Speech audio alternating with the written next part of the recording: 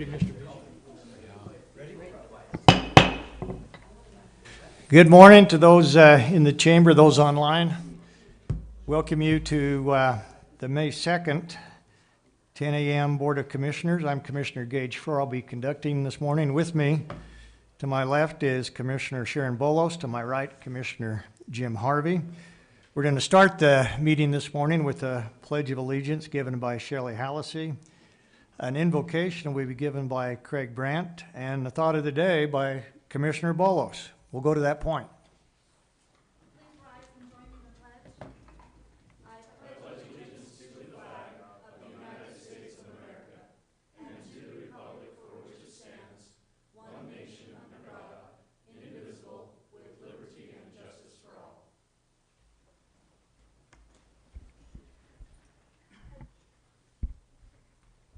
Recording in progress. Our Father in heaven, we thank thee for this beautiful day. We're grateful to gather at the beginning of this Weaver County Commission meeting and pray that thy presence and thy spirit will be here with us as the commission considers actions and decisions that affect the citizens of this great county.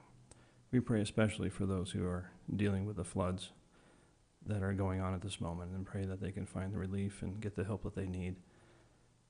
And especially bless those who are working to that end to assist and to bring relief to those who are experiencing those floods. And Father, we thank thee for the opportunities we have to serve and pray humbly that we will do so with humility and remember the great source from where our blessings come from. We thank thee again in the name of Jesus Christ. Amen. Amen. Commissioner Bolos. Okay, I want to tell you an analogy that I heard several years ago by a good friend of mine, and he was talking about the Ogden Marathon, which I know some of us in the county are training for, and so I thought I would bring that up. He was likening it to our lives and how when you run a marathon, there are hundreds or thousands of runners, and except for a few who are trying to win or trying to win their category, the rest of us have other goals. We either want to finish, we want to make a PR, or we want to have fun with our friends, and there are just a lot of different goals, but the race is for everyone, regardless of what their goal is. And it reminds me of one of my favorite sayings, and it's one that I run by, and that is, a 12-minute mile is just as far as a 6-minute mile.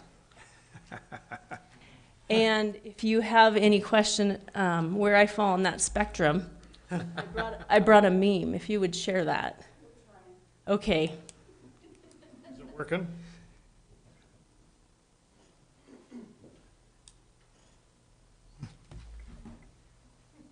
Maybe.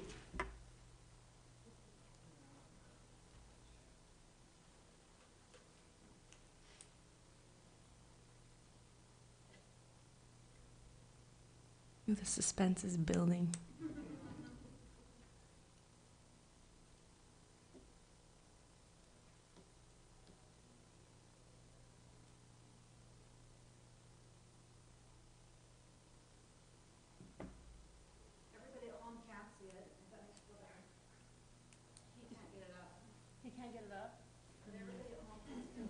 Well, I hope you enjoy that, those who are on Zoom. Anyway, the point... I was looking forward to seeing that. I'm really sorry. I thought it was great. The point is, we're all maybe in the same race, but we have different goals, and we can succeed in different ways. And you don't always have to cross the finish line first to win. Great point. That brings back a lot of memories. I remember the time when 6-minute miles were in my wheelhouse, and now I'm, of course, after 40 years, things tend to slow down, and you're right. You look at each race with a different perspective. And I think we learn that as we get a little older. Great thought, Commissioner Bolos. Let's go now to our public comments. Anyone from the audience or online that would like to talk about, make comments about any subject related to the agenda. Now's your time to please come forward. We'd ask that you keep your remarks under 3 minutes.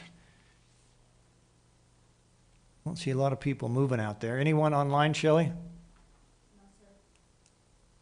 Okay, going once, twice. Okay. Let's move ahead. Let's go to our consent items, Commissioners.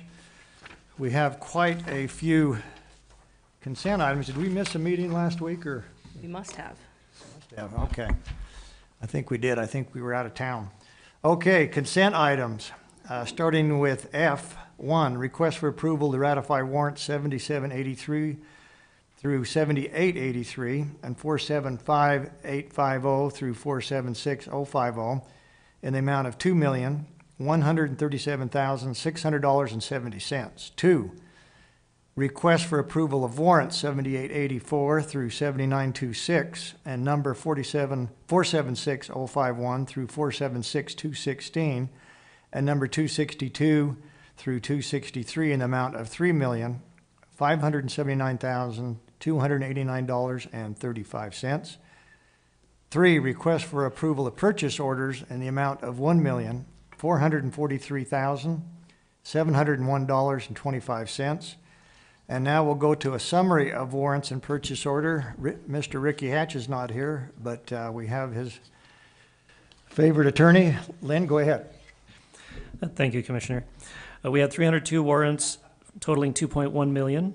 19% or 404,000 of this went to the jail for nursing services, food, inmate counseling, and cleaning supplies. 12% or 250,000 were for paramedic services. 10% or 214,000 went to Weber Human Services as a monthly contribution. 10% or 211,000 was for a financial software license. And 9% or 185,000 went to the Weber Housing Authority for housing payments. We also had 211 warrants totaling $3.6 million. 70% or $2.5 million were ramp awards to approximately 20 entities. And 8% or 300,000 went to flood control.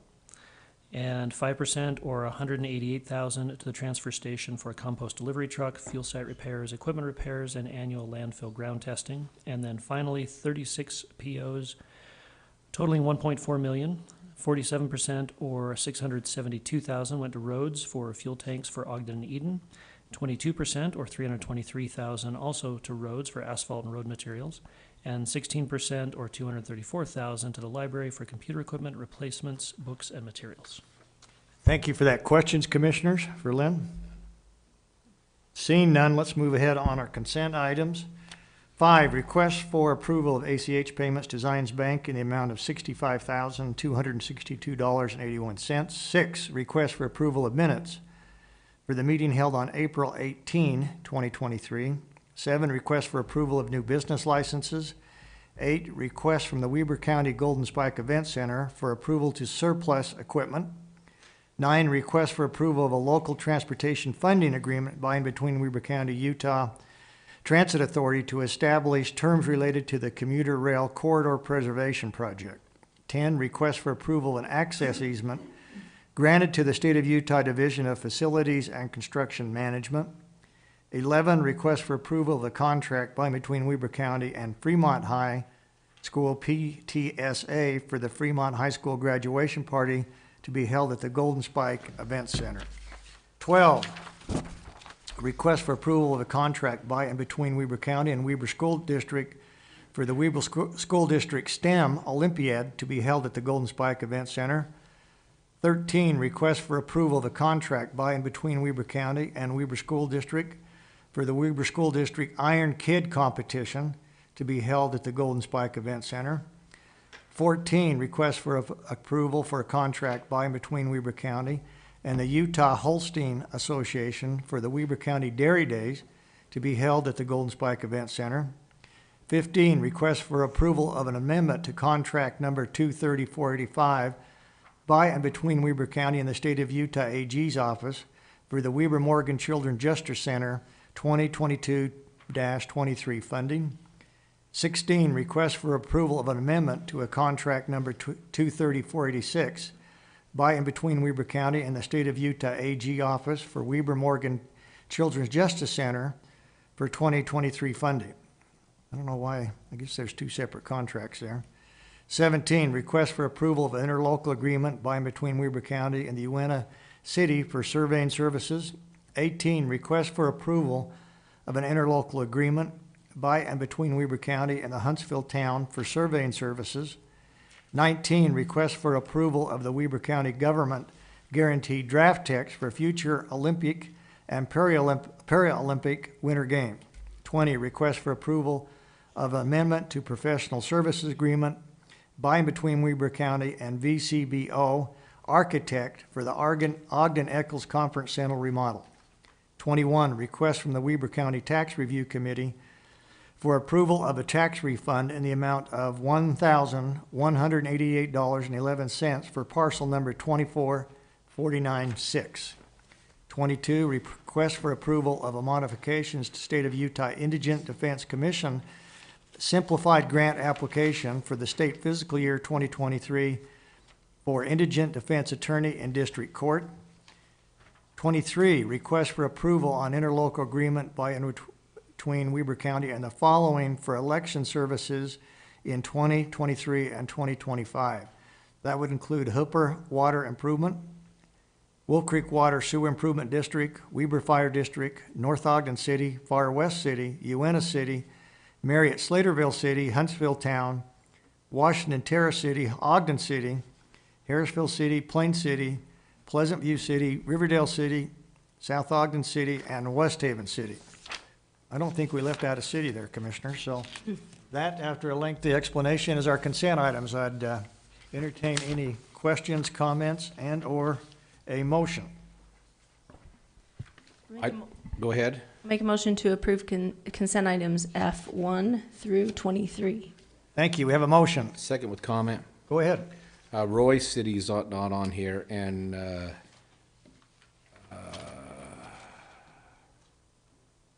that's just the one at first glance. There could be, but that's, Yeah, you're right. There's none on there. and I didn't see the Huntsville Huntsville's Township's there. on there, Yeah. sure. Okay, good.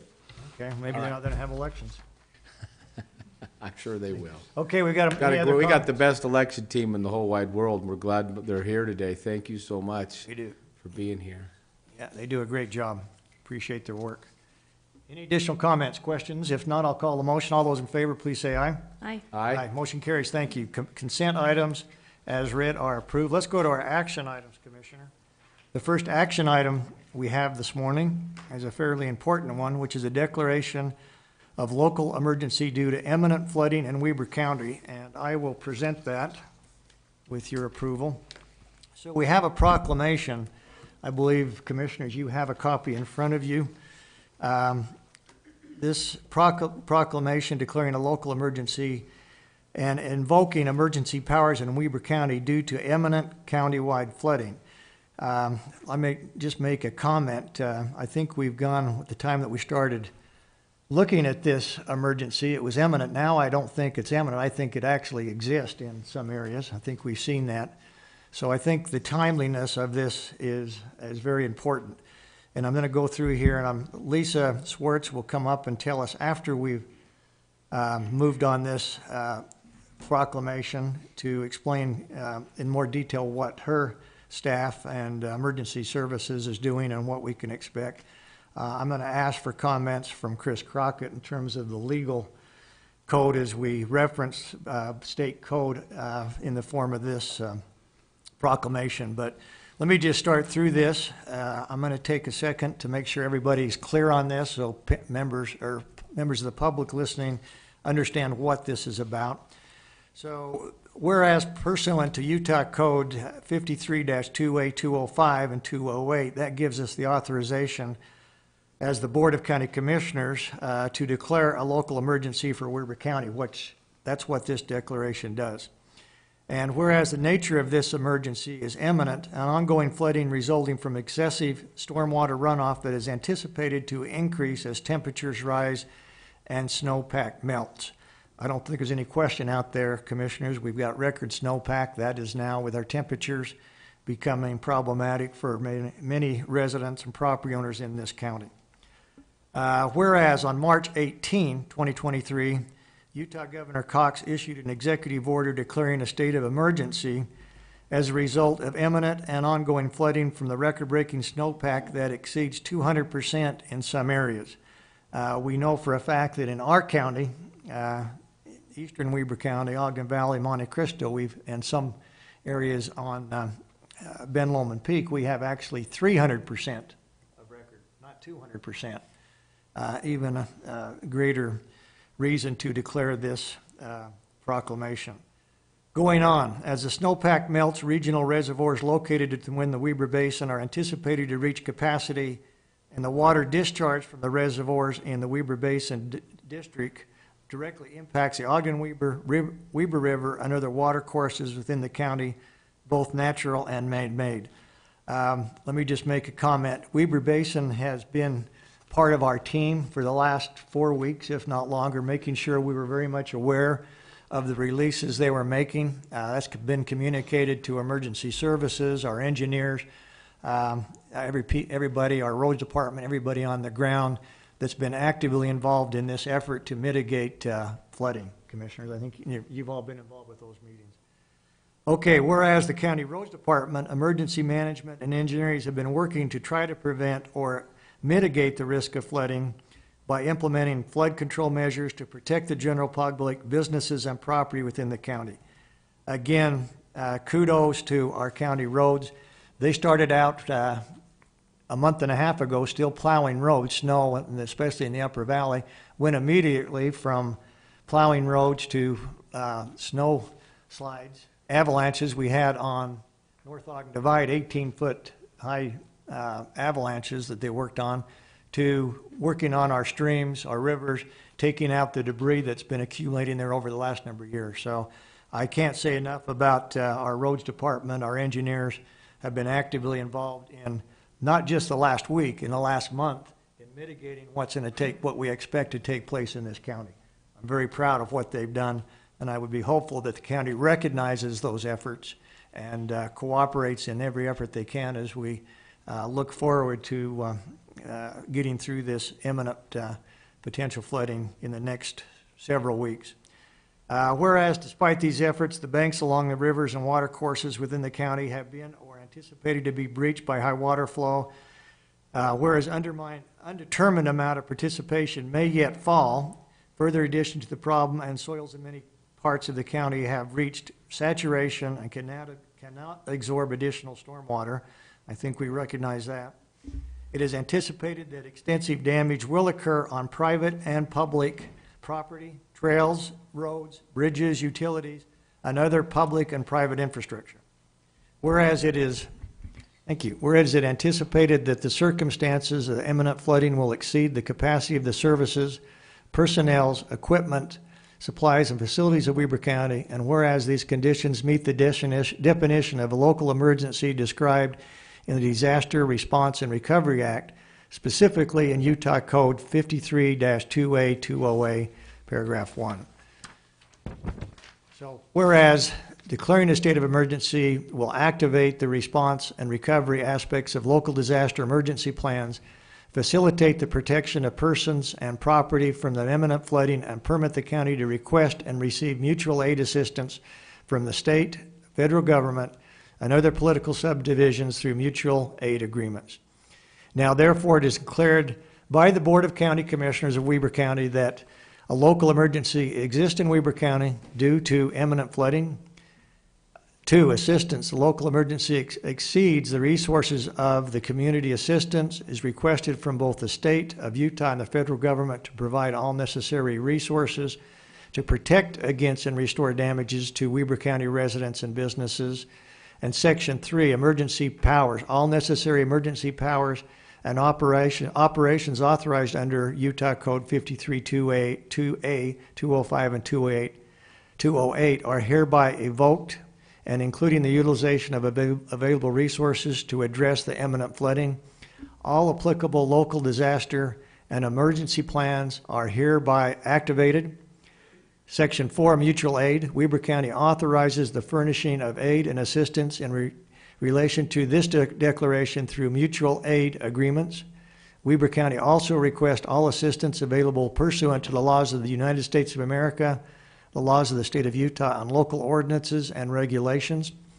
Section 5, government immunity, and I think this is an important one, pursuant to Utah Code 63G-7-2014, paragraph P, and in Q, the county, its officers, and its employees are immune from suit for injuries that may arise from the management of floodwaters or natural disasters and from the construction, repair, or operation of flood or storm systems. Section 6, duration. The declaration will take effect immediately and shall be declared ongoing and continuing for no more than 30 days until terminated or extended pursuant to the government law. Section 7, publication. This declaration shall be on file for public inspection at the Weber County Clerk/Auditor's Office. Section 8, notice to the governor. A copy of this declaration shall be sent to the office of the governor, the state of Utah. And this will be dated today, signed by myself, Commissioner Harvey, Commissioner Bolas, assuming this proclamation is approved. Chris, I'm going to go to you before we have any other comments, just to clarify any portions of the state law, including the immunity section, and then the rights possibly that allow us to go onto private property in the effort to preserve protection of public and private property. Thank you. Thank you, Chair Frohr. Our office met with Chair Frohr this morning to go over the provisions of this document, and we determined that it was important enough to read out loud, because thankfully, these types of declarations are rare, but they're incredibly important, and they do very specific things. Under the law, what this is doing, essentially, is it's recognizing that we are facing a serious public safety issue. And we have plans, and there are statutes that were written specifically for events like this. The last time we saw one of these was during the COVID emergency. Essentially, what it's saying is that we are letting not only the state of Utah know, but the federal government know that we are facing a disaster. We're anticipating that there's going to be a financial cost to that. There are programs set up to assist counties with dealing with those financial costs. Another important aspect of declaring a local emergency is that it indicates that time is of the essence. There's a process for everything in local government. But under a situation like this, we need to speed up that process. We need to bring all of the key players together. And I wish, let me just tell you, I have been involved in watching our commission, our engineering department, our roads department, our emergency management team, which is part of our law enforcement offices, meet regularly and have in-depth discussions, and they are continually following this situation because it changes every day. I mean, just as fast as the weather changes around here, very complex and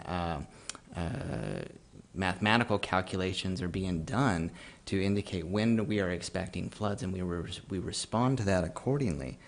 This will allow us to utilize more resources and give flexibility to those teams to respond even more quickly, because now we're expecting those increased floodwaters to come. We know that there's going to be damage. We haven't seen water like this, a snowpack like this, maybe forever. We all remember the floods of '83 and the damage that comes. So we're anticipating that there's damage. The purpose of this is to mitigate that damage as best that we can. And so for months now, there's been a process of filling sandbags. We've been clearing out storm channels, rivers, to help that water flow to reduce the amount of damage. There are times where it depends on where that water comes down. I mean, what property it cuts across. We always try to work with individuals in mitigating that and addressing the situation. But if time really is of the essence, we have to move quickly. And so the law gives protections and specific legal authority for our county employees to go and do that. And so that is one of the reasons we're doing this as well. We're anticipating that several cities are probably going to declare. And so there's a large behind-the-scenes coordination effort going on here. Commissioners, do you have any questions about the technical legal aspects of declaring a local emergency? Questions, Commissioner? I don't have any questions, but We've got another expert in the room with regards with engineering. It might be good to hear from Gary Myers, Mr. Chair. We're going to have Gary and Lisa come up. Great, oh, great, super, thank you. And just one last final comment, just because with adding flexibility under the law to respond more quickly, it emphasizes just we anticipate that there's going to be a short duration. So these declarations are only valid for 30 days. There's a process to renew them, but this particular one has a deadline of 30 days. Thank you for that explanation. Commissioners, any comments or questions you'd like to make? I'm going to ask Lisa and Eli and Mr. Myers to come up, Gary Myers to come up to Great. explain kind of what we've been doing and what the future looks like. Unless you have any questions right now. Sorry to jump the gun. Lisa, would you like to come forward? And Eli, you might as well come up as well. So for those that aren't aware, Lisa Swartz is our Director of Emergency Management Services in this county. Her and Eli have been actively involved with this over the past several weeks, at least on a weekly meeting with us, the commissioners, and more than that, I'm sure on a daily basis or hourly basis. So, Lisa, do you want to just give a brief update as far as where we've been and where we expect to go? Yes, we started a little over 2 months ago with engineering and emergency management and roads departments to talk about everything that we felt like we needed to do in preparation for this. And about a month ago, that expanded with meeting with you guys as well as DWR. We had Weber Basin District, or Weber Basin, Water Conservancy District, sorry, as in attendance. UDOT was in attendance, and other players that come to the table with a desire to help us do the best we can in preparation for this. There has been mitigation that's been going on for years after 2011 and 2017, and so that has been very helpful. But there's been a lot of mitigation going on in the last 2 months as well by the engineering department and the roads department. We have done checks of all the tributaries and that coming into it, as well as the rivers on a regular basis. We've had the sheriff's drones up and going and looking at those areas, especially those that are difficult to get to. I know Eli's been out every day, engineering's been out every day, roads, they've all been out every day checking things, even on the weekends. And so I feel like we've done a lot of that preparation. We've had great support from the volunteers that live in those communities that will be affected in the unincorporated county. They have been good to take all that sand and sandbags that we've been delivering, and I know that that's been a huge feat done by our roads department as well, to give them the resources that they need so that they could sandbag to prepare. So I feel like we have done all of that preparation to the best of our ability, and we are at that time now where we're going to start experiencing having to respond. Not knowing exactly what's going to happen, when it's going to happen, but expecting that it can, and it will. And so that's where we are right now, and that's why we need this declaration, is to allow us to implement those emergency disaster plans and move forward, requesting resources as needed. I'm going to have Gary, our engineer, as well as Eli, say a few words on some of the things that they've been working on as well, and know that Joe Hadley is out there working hard with the roads department. That's why they're not here, is they're busy doing their jobs. Thank you, Lisa. Gary, go ahead. Being an engineer, I'm kind of a numbers guy, so I'm going to throw some numbers at you to consider for just a little bit. As of the 2nd of April, we hit 2,000 CFS in the river. That's a lot of water. A CFS, to put that in perspective for those listening, is about the size of a basketball. So imagine 2,000 basketballs passing by you in 1 second. That escalated quickly. On the 11th of April, we increased to 3,000 CFS. And then we peaked, actually previously, in April, we peaked on the 13th, 2 days later, at 4,300 CFS. I was out on site with Joe that day, and there was not a lot of freeboard in some of that river. Currently, we're at about 3,900. Right about 4,000 CFS. Projected to be up around 4,500 probably Wednesday night, Thursday, and Friday. So we're monitoring it very closely. It's been a huge help working with the agencies. Huge shout out to them involved that Lisa mentioned. They've been tremendously helpful. in a lot of different aspects. The great partnerships that historically probably weren't quite as strong and reliant as they have been. So huge shout out to them. And then again, we've heard it already. Joe's day started at midnight this morning, addressing a landslide on the divide. They finished at 3 a.m. Got a little bit of sleep, but they're back out there digging ditches, trying to help residents. So, and my crew, all 5 of us, we're doing everything we can to try to support them in every way possible. We have maps that we refer to out there active on site as we're on site with them, looking at our infrastructure, how we can use it to our benefit, what we can do to try to relieve the damage and the stress that we're seeing from the water. So, any questions you might have, commissioners? Yeah, Gary, could you go over just a little bit? We talked about a lot of the efforts that we've taken the past several years, since 2017, in mitigating the situation we're in now, which is including improvements. We had work on the Little Weber cutoff, obviously out west. Can you tell us a little bit, because if we look at the flows now versus 2017, I think we've learned that that mitigation, that work we've done out there, actually has been a substantial improvement to the members of the public. Absolutely, Commissioner. Historically, in 2011, we lost a bank right around 3,300 CFS. And I looked at Eli because Eli was here front and center for it. I was not. 2011, that breach of the bank instigated what we built and constructed as the Little Weber Channel. It is designed to take water off the Weber River to relieve some of the pressure on those banks. It takes it essentially northwesterly through the county from where it is and puts it into the Great Salt Lake out around Compass Minerals. So it's essentially a emergency bypass. Back to what you mentioned, Commissioner Frower, there was a significant amount of time, about 3 years, we had a river crew working on that river. They did a lot of things such as removing trees, removing sandbars.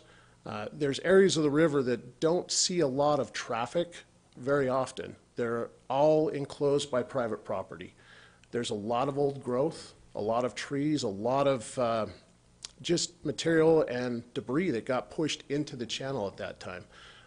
There was a lot of that removed, and we monitor that. Actually, we try to look at it in those areas about yearly if we can. It takes coordination with the landowners to get back in there and get into it, but we try to keep an eye on it. We were in a much better spot this year than we were in 2011. That being said, that's a lot of water coming at us, and so we're trying to do the best we can to manage it in the best way possible. Thank you for that. You're welcome. Appreciate all you do out there. Eli, you're up. Well, I guess I'll just kind of talk to response that we've had so far. Again, just a big shout out, Weber Basin Water, the National Weather Service, the forecasters, Glenn down, the state hydrologist with the Weather Service has been, and we've been on the phone with Weber Basin, the National Weather Service, on some days every 10 minutes, every hour. They've been great with giving us the flow forecast, everything. A real big shout out to DWR out at Ogden Bay, the staff that they have working out there, just making sure that they're keeping everything west of their gates clear and open so that we're actually able to pass the water through. We're doing a lot better than we did in 2011 thanks to the help from all those folks. And then, yeah, just as far as our response so far, so actually our first flood incident was a rain on snow incident this past December, where we flooded out Rulon White Boulevard, some issues on the northern drain. From that point on, we've been, as was mentioned, we've been flying all the drainages once or twice a week, ensuring that they're clear. As soon as the snow's coming off of them, we can see down into those drainages. We've been able to get ahead of potential problems. We were flying up the North Fork arm of the Ogden River yesterday. Utah Reservoir began its spill yesterday right around 5. And again, that's additional water that's going to be flowing through the valley where that North Fork drainage has been pretty much carrying snowmelt up to this point. Now we're overtopping the spillway there at Utah Reservoir, so that's additional water coming in. To date, from that December date to current, We've been able to distribute in excess of 65,000 sandbags and the sand for residents to fill that to protect their properties. We anticipate that with the higher flows, we'll continue to do that. But for the most part, the individuals who live along those problem areas of the drainages, they've been through this before, they've spoken to their neighbors, and we're pretty much at the point where what can be done for those properties has been done as far as what we've seen in historic flows on the rivers. Again, we have a historic snow melt on tap this year, and we are anticipating that those historic flows that we have seen are going to be new records set this year. So another reason for that declaration is we're quickly moving into uncharted territories as far as the stream flows and the amount of water that we'll be seeing come through those drainages. So it's kind of where we're at and where we've been so far and what we're looking forward to. Thanks, Eli. Great work out there. Comments, commissioners, questions for any of our experts here? Nothing other than thanks for all you're doing to keep us safe. Yeah. You guys have done, I just keep thinking what a tireless job you guys have been doing. We're so grateful for all your efforts and your team's effort. Thank you so much. Yeah, and I can't stress enough, again, it was brought up in terms of the team that we've had working on this over the past several weeks, which included the DWR, which I agree, Eli, without their work, and Ben Nodgalski, and making sure those gates were open, keeping those levees. I've seen pictures of the amount of water we now have flowing into the Great Salt Lake that would be pushing back into Weber County if they hadn't been open. Our UDOT partners, Dominion Energy, obviously Utah Power and Light, Rocky Mountain Power, all the community partners have come together and offered assistance, whether that's manpower, equipment, and Weber Basin has been great to work with. They've kept us kept me on a daily basis, you probably on an hourly basis in terms of what those flows are doing. So I would just say that the public needs to know that this is not just Weber County, it's not emergency service, it's everybody in the community that's connected in any way to protection of the rivers, the public that will be impacted by this flooding, and we've all come together. And the nice thing is we've all communicated and talked to each other, so the left hand knows what the right hand doing, especially because of Eli and Lisa that have been so great in making sure that we're all aware. And I've probably talked to Gary several times a day over the past couple of weeks just to call him and ask him what our flows are doing. So anyway, I appreciate your efforts, and I'm not extremely excited of what it appears is going to come down, but I think we're about as prepared as we can be at this point in time. I remember a good friend of mine by the name of Gary Herbert stood on the banks of the Weber several years back in our last flood. Was it 2011, Eli? Or back, and I think he was governor then, if I'm not mistaken, and made the plea that said basically it's now up to the public to do what's necessary to protect their property. And that's what I would recommend now. We've done what we can as a county. Now it's what I call personal responsibility. Do what you can, help your neighbors, help yourself. We've got the sandbags out there. Take some responsibility upon yourself to protect you and your neighbors. Now's the time to do it. Thanks, folks. Appreciate it. With that, commissioners, comments? If not, I'd entertain an action, i.e. a motion on our declaration of emergency service that we just spent the last 30 minutes going over. I'll make a motion that we approve this local emergency declaration as was presented today. Thank you. We have a motion. Second? Have a second. That's not a roll call vote, is it, Craig? This is actually an executive action, so it doesn't matter if you do it in a roll call vote or Okay. not. All right. I'm going to place a motion. All those in favor, please say aye. Aye. Aye? Aye. Motion carries. Thank you very much. Let's now go to our next agenda item, which is a request from the Weber County Recreation Arts Museum and Parks Advisory Board. I believe we call that the RAMP Board, if I'm not mistaken, for approval of the 2023 RAMP Easy Grant recommendation. Shelley Hallisey. Shelley? Good morning, Commissioners. Thank you for your time.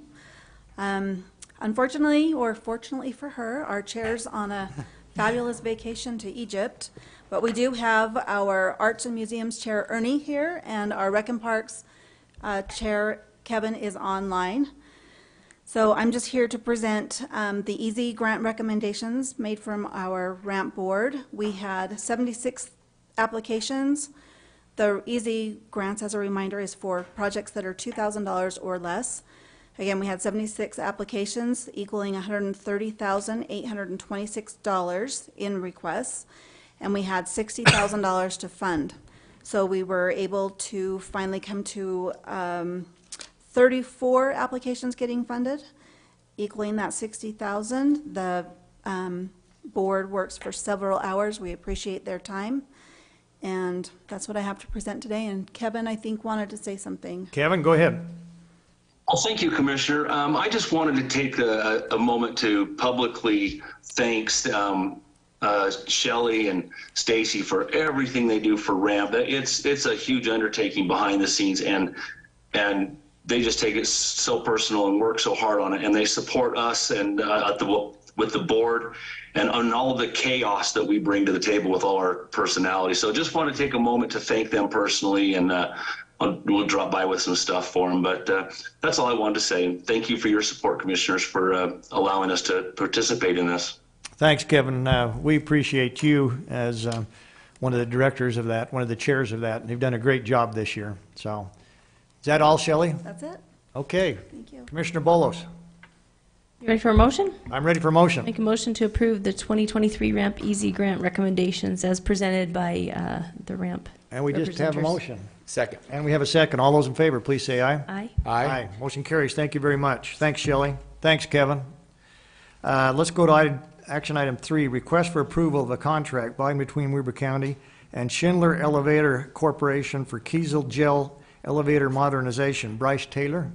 Looks like Bryce is not here, but we'll hear from Sean Wilkinson. Sean? Thank you, Commissioners. Bryce was called out to do some work on a sewer pump, so I am here to present this contract. So, Commissioners, this is a contract with Schindler Elevator to essentially replace the existing elevator in the Kiesel facility. The contract amount is for $93,987, and we would request your approval. Okay. Thank you. Questions, Commissioners? No questions, and if you're ready, I'll make a motion that we approve the presentation as I'm ready. with Go ahead. Schindler. Is that a motion to approve? Motion to approve. We have a motion to approve. Second? And we have a second. All those in favor, please say aye. Aye. Aye. Motion carries. Thank you very much, Sean. Thank you. Let's now go to our public hearing, which is H. I'd entertain a motion to adjourn our public meeting and reconvene as a public hearing. So move. Second? All those in favor? Aye. Aye. Aye. Motion carries. Thank you very much. Let's go to a public hearing to consider and/or take action on an ordinance of the proposed text amendment to the Weber County Land Use Code, creating an MT, which would be Manufacturing Technology Zoning District, and allowing for certain uses within that zone, together with other regulations and requirements for the new zone. That would be file ZTA 2022-04. Mr. Bill Kobabe is presenting this. Commissioner, you've heard this before, but Bill, the time's yours to re-educate us. Thank you very much, Commissioners. I'm not going to go into this a whole lot more. We've discussed this several times, both in work sessions and between the meetings with staff and with the Commissioners individually. So I think we've answered all your questions. And one thing I would point out was that on December 13th, the Western Weber Planning Commission held a public hearing and discussed this item as well. They voted to forward a positive recommendation for approval of this zoning text amendment. So with that, we are here for any questions if you have them. Otherwise, we're grateful for the time. Is that it, Bill? That's it okay, for me. questions, Commissioners? Just to recount what we've learned from you and your team, this just starts the process, correct? That's correct. This doesn't zone any properties to the M&T zoning district. This just establishes the M&T zoning district within the code itself. The zone change application will be heard in a couple of weeks, and we'll have a work session before that as well. So you'll see that, and there will be a development agreement with that proposed zone change as well. So you'll get all of that in next week. Great. Thank you. Other questions or comments? Anything else? All right, is that it, Bill? That's it for me. Let's go to public comments. Anyone in the audience or online that would make the public comments, now is your time. We'll give you up to 3 minutes, seeing that there's not, Daniel, did you want to make a comment on this? All right. All right, seeing none, I would entertain a motion to adjourn that public hearing and reconvene as a public meeting, Commissioners. So moved? Second? All those in favor, please say aye. Aye. Aye. Aye. Motion carries. We're now back to our public meeting. I would look for action on approval of ordinance 2023-08, the proposed text amendment to the Weber County Land Use Code, creating the MT Manufacturing Technology Zoning District and allowing for certain uses within that zone, together with all other regulations and requirements of that new zone. And as Commissioner Harvey pointed out, let's just make sure everybody's clear, this does not actually rezone any property. This just creates that in our ordinance so that somebody would be allowed to come in and ask for a rezone under that text amendment. Correct? Okay. I think we're clear. Okay, Mr. Chair, you ready for that motion? I'm ready. Great, I'll make a motion that we approve ordinance number 2023-08 as presented by Mr. Kobabe today. We have a motion. Second? And we have a second. I'll go to the roll call vote. Roll call vote for ordinance 2023-08. Commissioner Bolos. Aye. Commissioner Harvey. Aye. Chair Faure. Aye. Motion carries. Thank you very much. Appreciate that work, Bill. Boy, we made record time on that. Let's go to Commissioner comments.